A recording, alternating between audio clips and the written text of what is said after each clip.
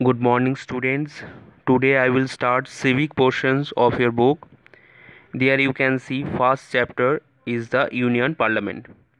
It is very vital or important chapter because 15 to 20 marks questions you can see every years in board exam.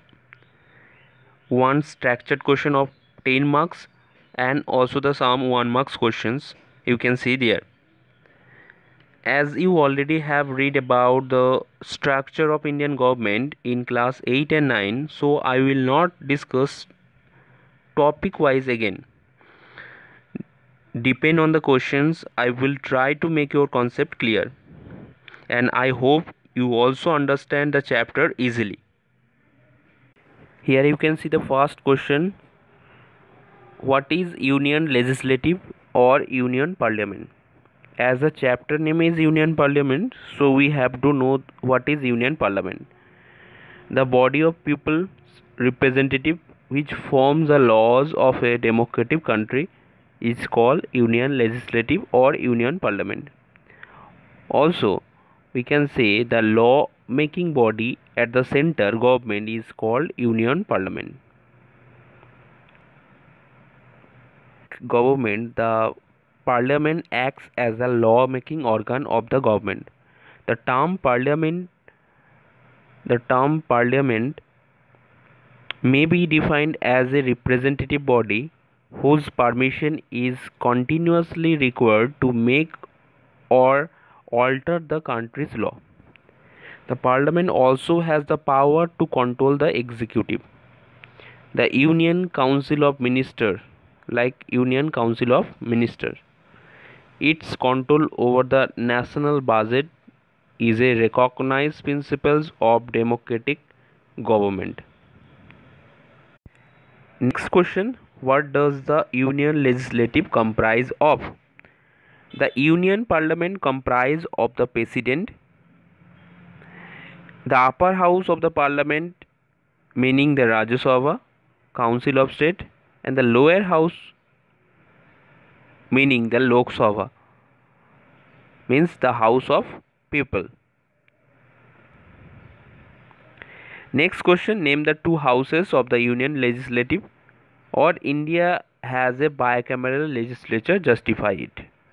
Bicameral means a legislature with two houses or chambers. Like British Parliament is also bicameral legislature made up of the House of Commons and House of Lords. As you know, Rajya Sabha mainly comprise representative of the states, and the states have been gives the right to participate in the functioning of the government. So that's the houses of Union Legislative are Lok Sabha, lower house, and Rajya Sabha, upper house, hence called as bicameral legislature. Legislature means you have to remember lawmaker. Now we'll discuss what do you mean by federal system of government. Actually, the government can be two types: federal type of government and unitary type of government. First time I will say what is unitary government, where all the powers of the administrations are vested in a single center. The center is omnipotent. There is a single set of governmental apertures, mostly unwritten constitution, and there will be rigid rules and relations. And in a federal system of government,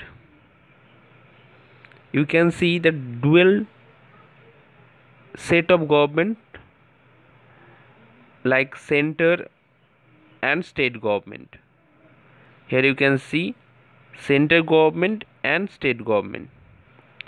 Division of power: the power to make laws has been divided between the government by three lists: union list, state list, and concurrent list. Means both union government and state government can handle this matter. And it also be a written constitution. There are two sets of government, union and state government, each autonomous and independent of control by the others. The parliament at the center and the state legislature in the states. Both are set up by the Constitution of India, as India has a federal form. So I hope you have understood what type system is a federal system and why our Indian government is known as federal setup government. Federal setup government means there will be the double set of government, central and state government. Here you can see each government, union or state government, has two houses. Under the union government, you can see Lok Sabha, House of the People, and Rajya Sabha, Council of State. And under the state government, there have the Vidhan Sabha or Legislative Assembly, and Vidhan Parishad means Legislative Council. State government is a small unit of union government. Here you can see both played same role under their government. Next question is, how are the members of Lok Sabha elected? If you are going to define the word Lok Sabha, here Lok means common people. So Lok Sabha means assembly of the representative of the common people. And these members or representative are elected directly by the people of India. They are called as MPs or member of parliament. Here you can see that question, what is the term of Lok Sabha? The term of Lok Sabha is 5 years.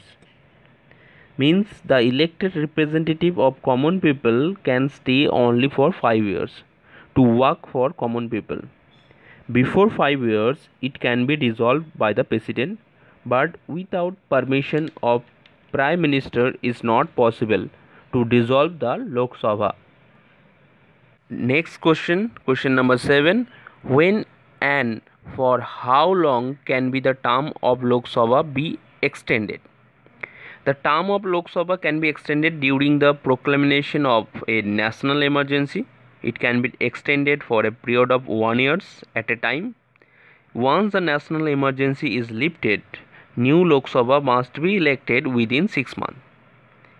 National emergency can be imposed on the basis of external aggression of war and also the internal disturbance in the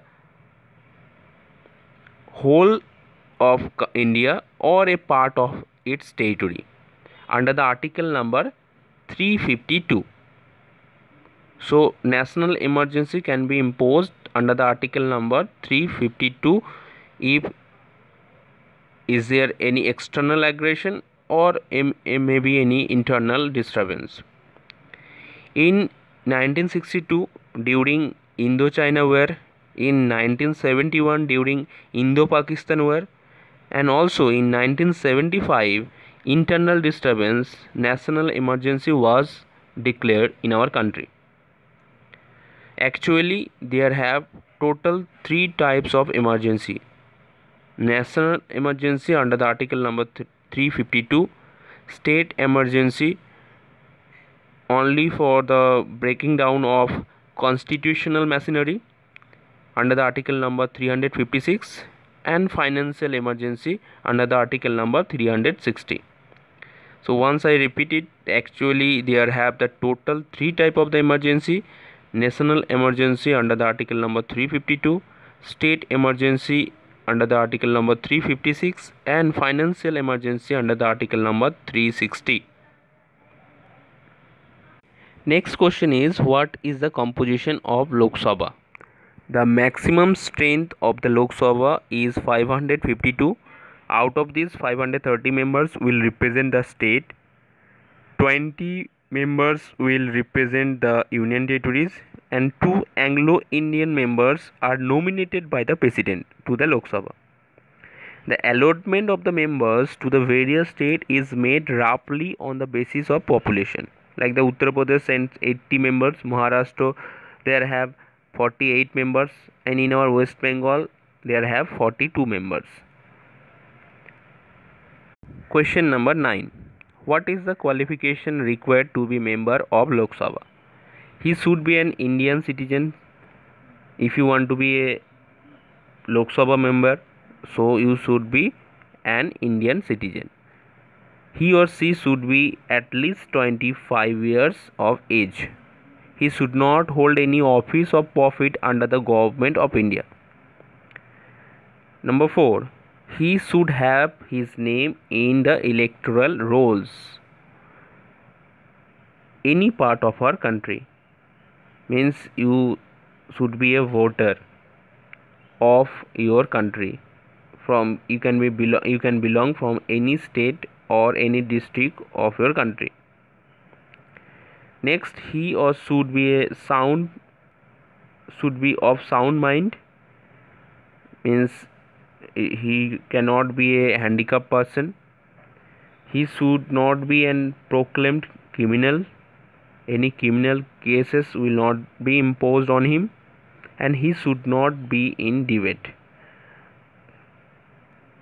Next question, you can see, when can be a member of Lok Sabha disqualified? It is fully opposite of the qualifications of Lok Sabha member. A member of Lok Sabha can be disqualified when if he or she is not an Indian citizen, if he holds any office of profit under the government of India, if he or she is of unsound mind, and if he is in the debate or insolvent, if he remains absent without permission of the House for a period of 60 days. It is very vital point. If he is disqualified by any law made by the Parliament. So for these other causes, you can be, or the Lok Sabha member can be disqualified.